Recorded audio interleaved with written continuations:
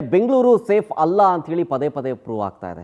ಯಾರೋ ಒಬ್ಬ ಮೊಬೈಲ್ನಲ್ಲಿ ಮಾತಾಡ್ಕೊಂಡು ಹೋಗ್ತಿದ್ರೆ ಮೊಬೈಲ್ ಕಿತ್ಕೊಂಡು ಹೋಗೋದು, ಮತ್ತೊಂದು ಕಡೆ ಸರ ಕದಿಗೋದು, ಇದು ಮೇಲಿಂದ ಮೇಲೆ ಬೆಳಕಿಗೆ ಬರ್ತಾನೆ ಇದೆ. ಹಾಗೆ ಈಗಲೂ ಕೂಡ ಆಗಿರೋದು.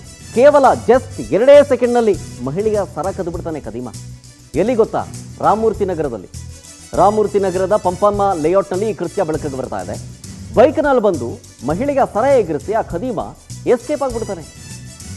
70 ಗ್ರಾಮ್ ಚಿನ್ನ ಅದು. ಆ ಸರನ ಕದ್ದು ಎಸ್ಕೇಪ್ ಆಗಿಬಿಡ್ತಾನೆ ಕಳ್ಳ. ಈ ಖತರ್ನಾಕ್ ಸರಗಳನ್ನು ಸಂಪೂರ್ಣ ದೃಶ್ಯ ಅಲ್ಲಿ ಅಳವಡಿಸಿದಂತಹ CCTVಯಲ್ಲಿ ಸರಿಯಾಗಿದೆ. ಭಾನುಮತಿ ಅನ್ನೋರ ಸರವನ್ನು ಕದ್ದು ಆ ಕಳ್ಳ ಎಸ್ಕೇಪ್ ಆಗ್ತಾನೆ. ಈಗ ರಾಮಮೂರ್ತಿ ನಗರ ಪೊಲೀಸ್ ಠಾಣೆಯಲ್ಲಿ ಪ್ರಕರಣ ಕೂಡ ದಾಖಲಾಗಿದೆ.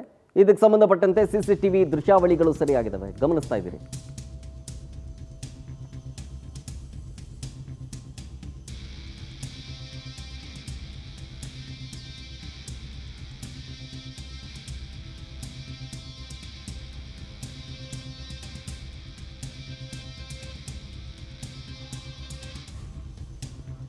ನೋಡಿ, 2 ಪ್ರತ್ಯೇಕ ವಿಡಿಯೋ ಗಮನಿಸ್ತಾ ಇದ್ದೀರಿ.